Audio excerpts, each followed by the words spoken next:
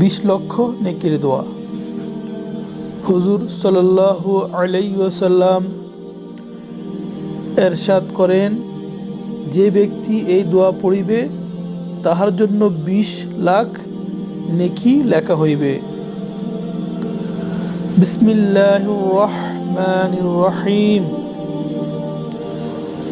লা ইলাহা ইল্লাহু ওয়াহদাহু লা শারীকা লাহু আহাদান সামাদান লাম ইয়ালিদ ওয়া লাম ইউলাদ ওয়া লাম ইয়াকুল লাহু কুফুয়ান আহাদ। আল্লাহ পাকের কত বড় মেহেরবানি! সামান্য একটি দোয়া, যাহা পড়িতে কোনো কষ্ট হয় না, সময় লাগে না,